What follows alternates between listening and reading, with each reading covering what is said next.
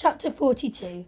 Silence enveloped them for the rest of the journey into Manhattan. At least he wasn't going to run into more sports traffic as the Jets vs Colts game was finished, and despite being called New York, they resided over in New Jersey.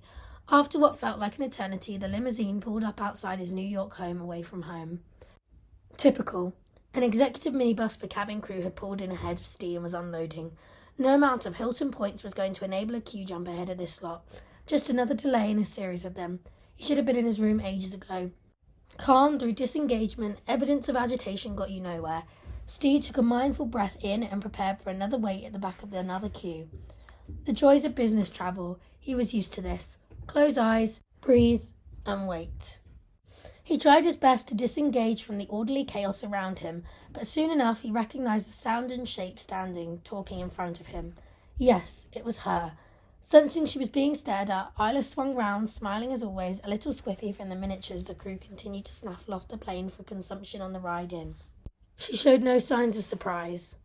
You finally woke up then? Shame you missed chatting with me. Have you forgotten how interesting I am? They both giggled like children. It was back on.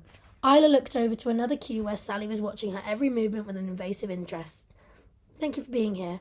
Steve made no effort to hide his excitement. I thought I'd screwed up again and it'd be another 3 years. I looked for you on board and in immigration, but you disappeared. How do you do that? He wouldn't need to tell her about his plan B to locate her, which would end up with him stalking her at JFK. I was hiding from you, of course. You what? As if. I'm pleased to see you, Steve, even if you and I are being watched. Don't look now. I mean it.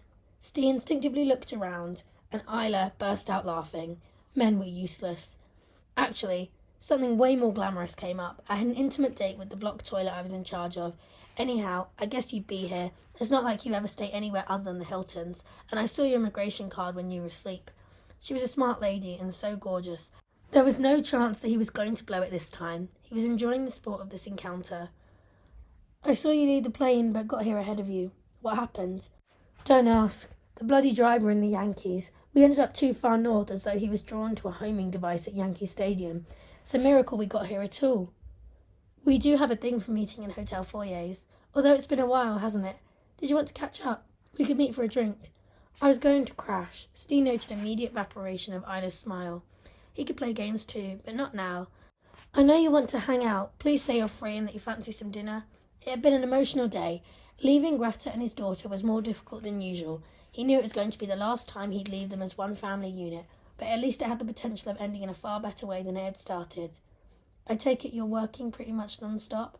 I assume you're here working and I'm not interrupting another solo holiday, liaison or a family thing. She was digging and Steve grinned at her lack of subtlety. A day had not given them the opportunity for Steve to answer the questions Isla asked, and he wanted to get cleared up. It had been 42 months. They had both totted them up on the drive in.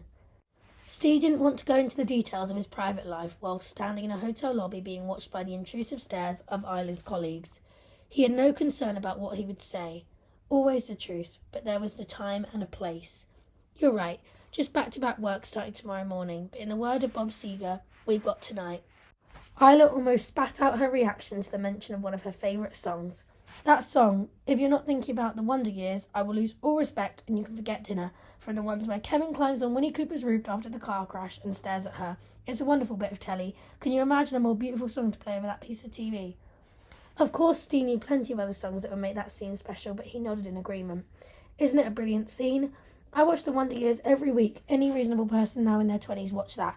I don't think I could have any respect for anyone who didn't. What a great song. What a romance. Did you know, in 1983, Kenny Rogers covered that song with Sheena Easton and it went, Isla interrupted his geeky download with a loud sigh. Not now, Steve. Save it for the date. We have to find something to talk about. See you in 20 minutes. They smiled. It had started again.